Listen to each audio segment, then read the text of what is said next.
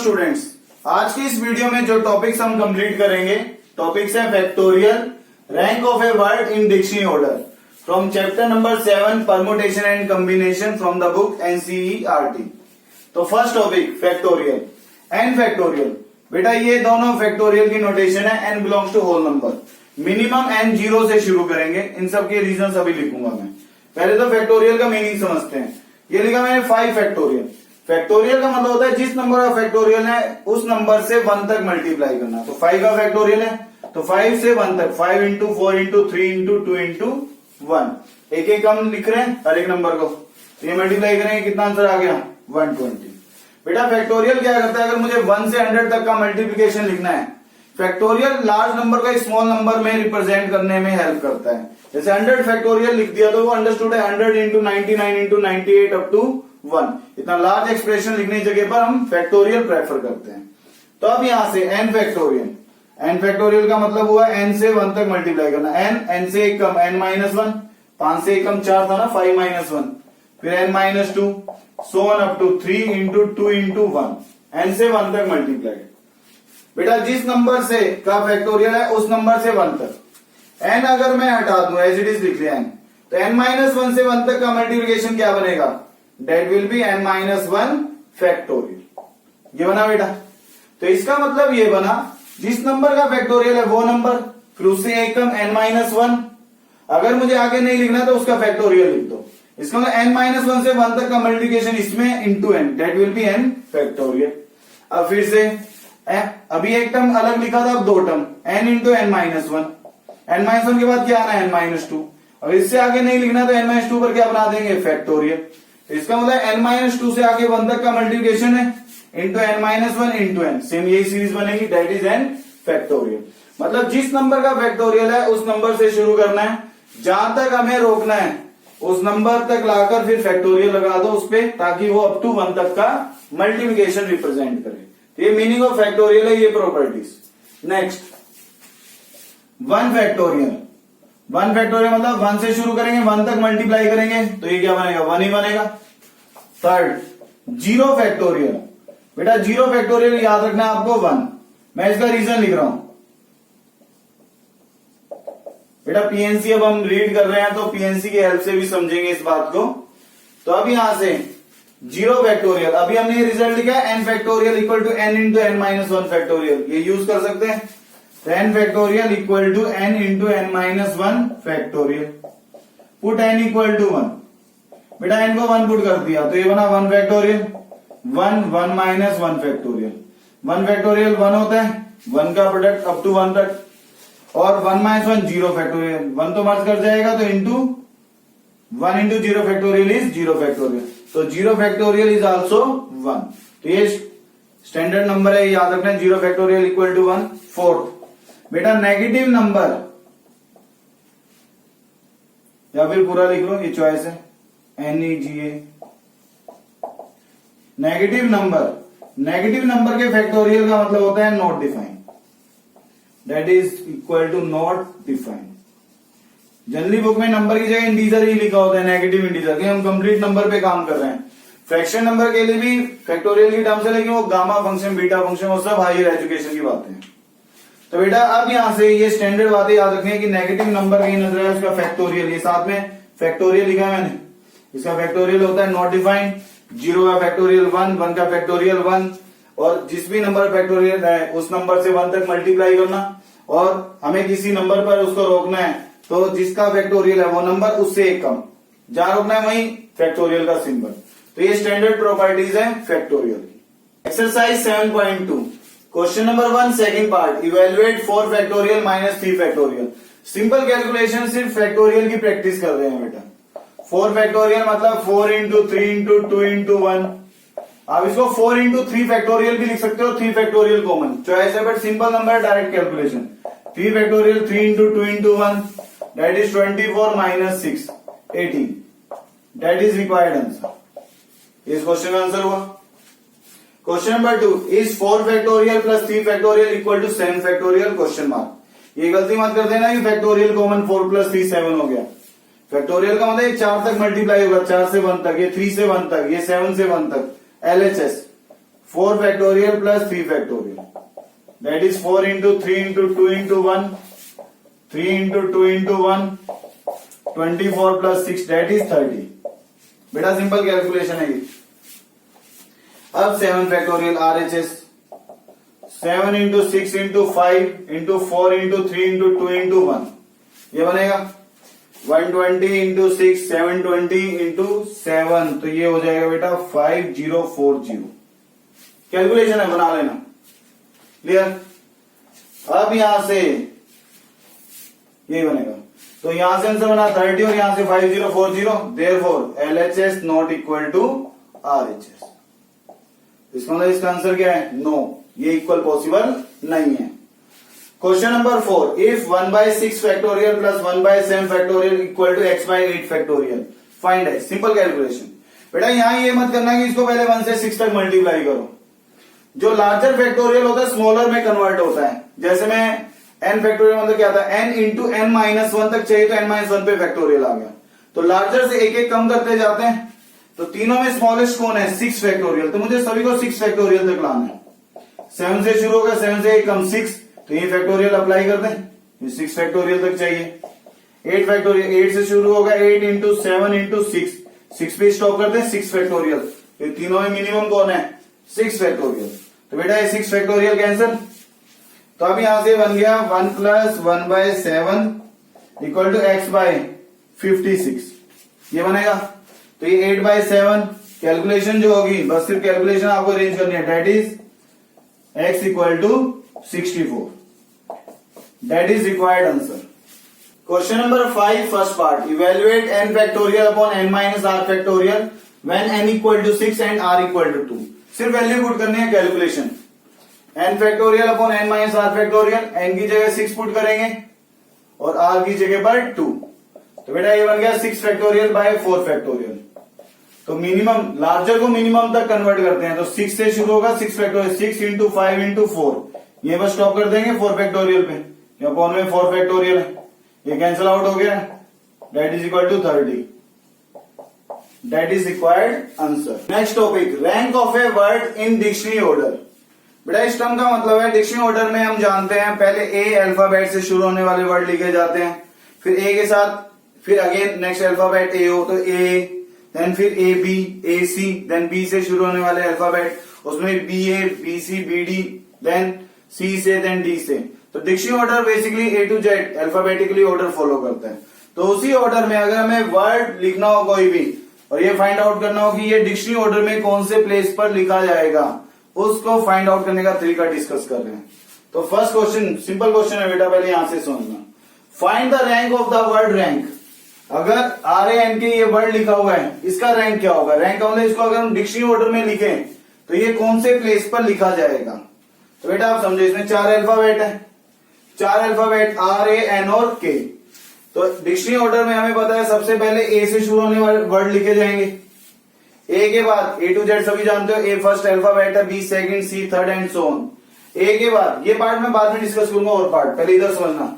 ए के बाद टर्न आएगी के की, ए फर्स्ट प्लेस पर है, के 11th प्लेस पर है, के बाद टर्न आएगी एन की, एन 14th प्लेस पर है, और आर के बाद, एन के बाद टर्न आएगी आर की, आर 18th प्लेस पर है। तो पहले ए से बनने वाले जितने वर्ड्स हैं, ए लिख दिया फर्स्ट प्लेस पर, तो ये फिक्स हो गया 1 वे में। तो अब कितने अल्फाबेट बचे? आर, एन और के। तो अल्फाबेटिकली क्या आएगा? ए के बाद के, फिर एन, फिर आर, क्योंकि ए टू जेड में फर्स्ट है, के 11th है, एन 14th है और आर 18th है। तो इसका मतलब फर्स्ट प्लेस पर ए तो फिक्स हो गया, तो इन 3 के अरेंजमेंट जितने होंगे वो सारे यहां पर आएंगे फर्स्ट प्लेस पर, तो ए चलता रहेगा।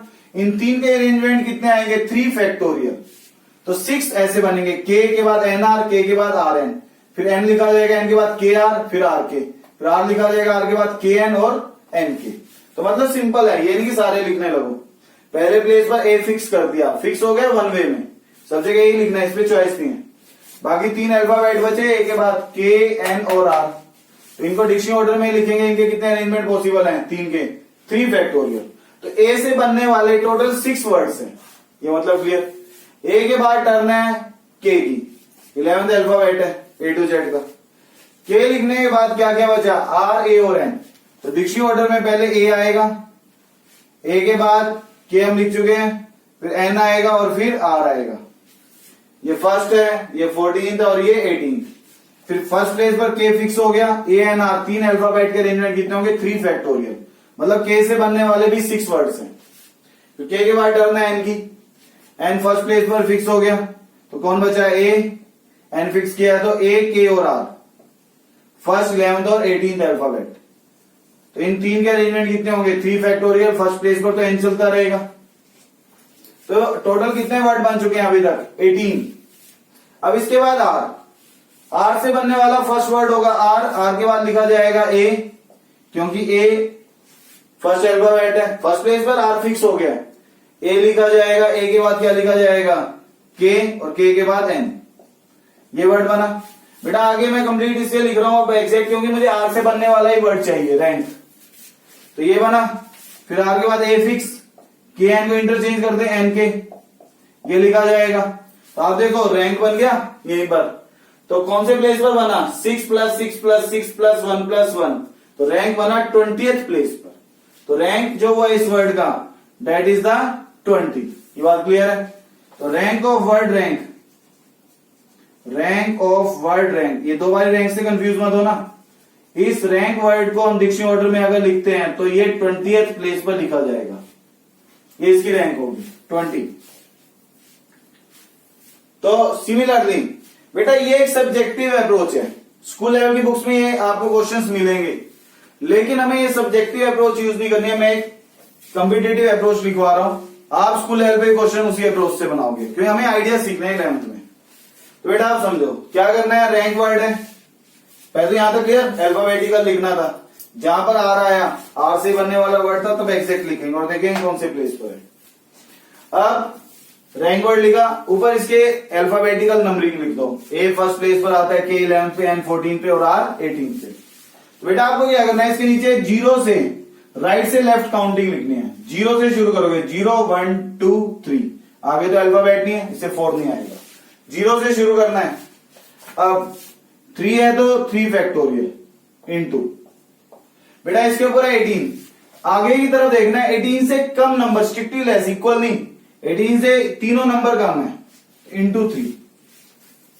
मैं रिपीट कर रहा हूं, राइट से लेफ्ट काउंटिंग लिखनी है, 0 से शुरू करके, 0 1 2 3, जो नंबर है उसका फैक्टोरियल, उसके ऊपर देखो 18, इससे स्ट्रिक्टली लेस नंबर देखना है आगे की तरफ, तीनों लेस है तो इंटू में 3, फिर प्लस, अब 2 की टर्न, 2 फैक्टोरियल, ए के ऊपर 1 है, इससे आगे की तरफ देखना है, 1 से लेस कोई नंबर है, 1 से लेस तो कोई नहीं है, इंटू 0, प्लस 1 के लिए 1 फैक्टोरियल, इसके ऊपर 14 है, आगे देखना बेटा पीछे का रोल खत्म हो चुका है, लिख चुके हैं, 14 से एक अल्फाबेट, ये 11 का में एक ही नंबर है ऐसा 1, प्लस 0 के लिए 0 फैक्टोरियल, इंटू 11 के आगे कंपेयर करने के लिए कोई नहीं है, इंटू 0, लास्ट में +1 लिख दोगे, जब कंपेयर करने के लिए कुछ नहीं है तो इंटू 0 लिखोगे, +1 इसलिए क्योंकि जिस प्लेस पर वर्ड रैंक बना इसने भी एक प्लेस ऑक्यूपाई किया, तो जिस प्लेस पर जाके वो वर्ड बनेगा तो वो एक प्लेस ऑक्यूपाई करते हैं, इसलिए +1 लिखते हैं।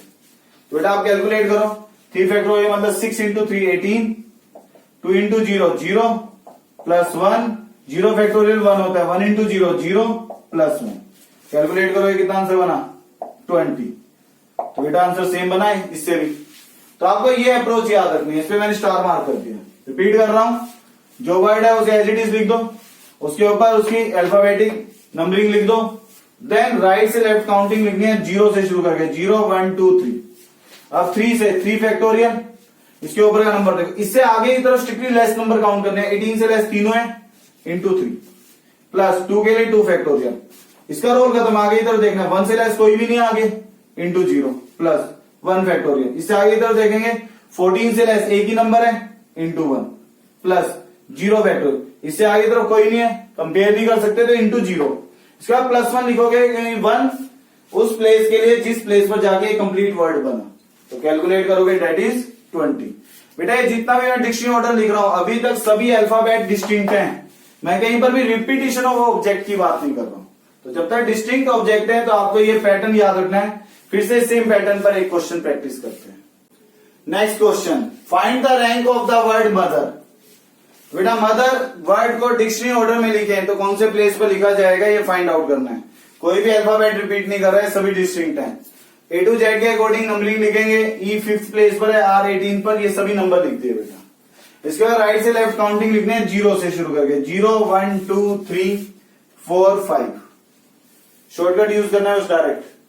अब 5 के लिए 5 फैक्टोरियल इंटू 13 से आगे इधर स्ट्रिक्टली लेस नंबर देखना है। 13 से लेस कौन है, 8 है और 5 है, तो इंटू 2 प्लस अब 4 की टर्न 4 फैक्टोरियल। इससे आगे की तरफ देखने 15 से लेस, ये नहीं 13 भी काउंट कर लो।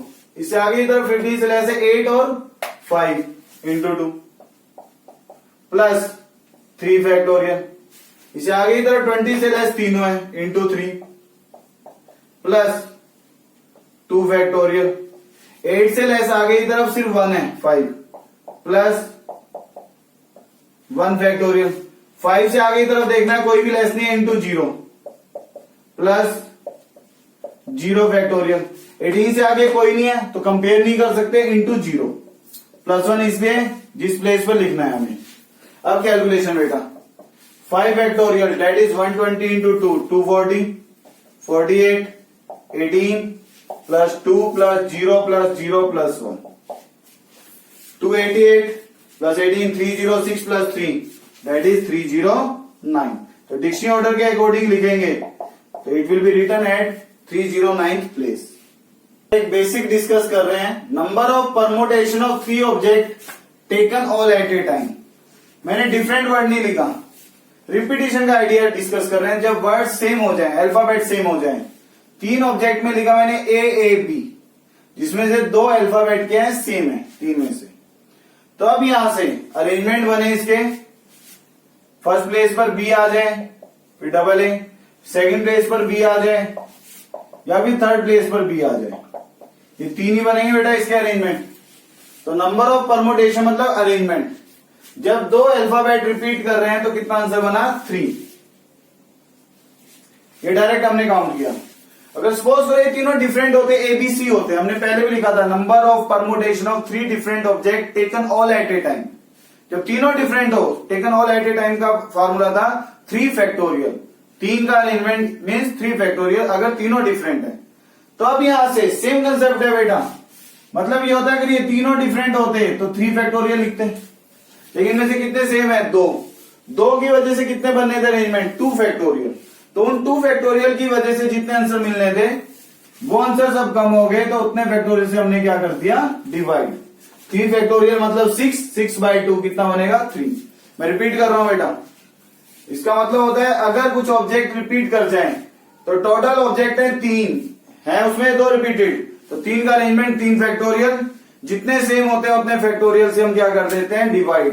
तो 3 फैक्टोरियल टोटल अपॉन 2 फैक्टोरियल, क्योंकि तीनों डिफरेंट होते हैं। तो जहां ये A है यहां पर बनता है ABC, तो एक BAC बनता है, उसका अरेंजमेंट CA बनता। तो इसका मतलब 6 बनते हैं ना इस तरीके से। तो 6 का मतलब क्या है, 3 फैक्टोरियल, लेकिन 2 सेम होने की वजह से 6 के हाफ रह गए, तो 2 की वजह कितने अरेंजमेंट बनना था, 2 फैक्टोरियल। तो 2 फैक्टोरियल से आप डिवाइड करोगे। तो आइडिया बना, जितने रिपीटेड ऑब्जेक्ट होते हैं उतने फैक्टोरियल से हम डिवाइड करते हैं। इस आइडिया को मैं नेक्स्ट क्वेश्चन में यूज करूंगा बेटा। इससे रिलेटेड थ्योरी हम नेक्स्ट वीडियो में जनरली डिस्कस करेंगे एग्जैक्ट। तो यहां पर जितनी नीड है उतना आइडिया मैंने डिस्कस किया कि जितने रिपीटेड अल्फाबेट होते हैं उतने फैक्टोरियल से डिवाइड करते हैं। Find the rank of the word India. India में आप देखो आई रिपीटेड है, तो रिपीटेड की बात आएगी, इसलिए ये बात मैंने यूज की। जो ऑब्जेक्ट जितनी बार रिपीटेड होता है उतने फैक्टोरियल से डिवाइड करना होता है। ए 2 बार रिपीटेड था तो 2 फैक्टोरियल से, ए 3 बार रिपीटेड होता तो मैं 3 फैक्टोरियल से डिवाइड करता। तो अब यहां से आई 2 बार रिपीटेड है तो 2 फैक्टोरियल 2 फैक्टोरियल के डिवीजन की बात आएगी, उसका हमें ध्यान रखना है। अब समझो, पहले तो A to Z के अकॉर्डिंग नंबरिंग लिख दोगे इनकी, फिर राइट से लेफ्ट काउंटिंग 0 1 2 3 4। इस 4 की वजह से 4 फैक्टोरियल इंटू इस 9 से आगे इधर स्ट्रिक्टली लेस नंबर, इससे लेस है 4 और 1, लेस देखने बेटा इक्वल नहीं, तो 4 और 1 कम है तो इंटू 2। इस आई के लिए ये आई इसके अरेंजमेंट में आएगा, 2 आई सेम हो जाएंगे तो अपॉन में कितना आएगा, 2 फैक्टोरियल। जिस अल्फाबेट की बात है वो देखना हमें, उसके लिए कोई रिपीटेड तो नहीं नजर आ रहा है, तो इस आई से ही आगे की तरफ देखना है, तो ये 2i रिपीटेड बनेंगे। 2i की जगह सपोज करो 2d भी रिपीटेड होते तो 2 फैक्टोरियल अलग से और लिखते डिवीजन में। तो अब इसके बाद i के बाद इस 3 के लिए 3 फैक्टोरियल, 14 से लेस तीनों है इंटू 3। बेटा आप n d i है, 4 अल्फाबेट n ऑनवर्ड तो ये 4 नजर आएंगे, इनमें कोई भी रिपीटेड नहीं है, इससे अपॉन में कुछ नहीं आएगा। मैं रिपीट कर रहा हूं फिर से समझो। 4 के लिए 4 फैक्टोरियल, n से स्ट्रिक्टली लेस कौन है 4 और 1 इंटू 2। अब इस i के लिए देख रहे हैं, i से i और ये चारों मिलकर 5 अल्फाबेट, इन 5 में 2 रिपीटेड है, जितने रिपीटेड होते हैं उतने फैक्टोरियल से डिवाइड करते हैं, प्लस 3 फैक्टोरियल। अब यहां से देख रहे हैं n से 4 अल्फाबेट है, 14 से लेस कौन है तीनों इंटू 3, इन चारों में कोई रिपीटेड है, रिपीटेड नहीं है तो अपॉन में कुछ नहीं आएगा, प्लस 2 फैक्टोरियल इंटू, इससे आगे की तरफ देखना है 4 से लेस एक ही है 1 इंटू 1, इन तीनों में कोई रिपीटेड नहीं है, अपॉन में कुछ नहीं आएगा। बेटा पहले का कुछ नहीं देखना, उसका रोल खत्म हो गया। अब प्लस इस 1 के लिए 1 फैक्टोरियल, 9 से लेस ये है 1 इंटू 1, बेटा इन दो में कोई भी रिपीटेड नहीं है, अपॉन में कुछ नहीं आएगा, प्लस 0 फैक्टोरियल, इससे आगे तरफ कोई नहीं है तो कंपेयर नहीं कर सकते, इंटू 0 प्लस 1, जिस प्लेस पर इसको लिखेंगे। क्लियर है? तो बेटा जिस अल्फाबेट से देख रहे होते हैं उससे आगे तरफ कोई भी रिपीटेड है तो उतने फैक्टोरियल से डिवाइड करना है, ये ध्यान रखना।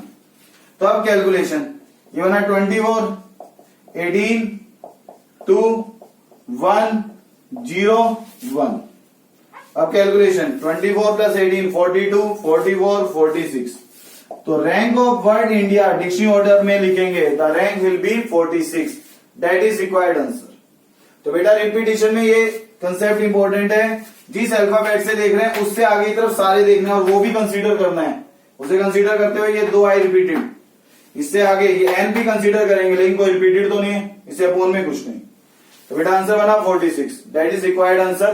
तो आज की वीडियो में हमने मेनली 2 टॉपिक पे काम किया, एक है फैक्टोरियल, दूसरा रैंक फाइंड आउट करना, और रैंक में एक ये एक्स्ट्रा आइडिया डिस्कस किया ताकि डिवीजन का आइडिया समझ आ सके। तो बेटा इन 2 टॉपिक की प्रैक्टिस करना। All the best.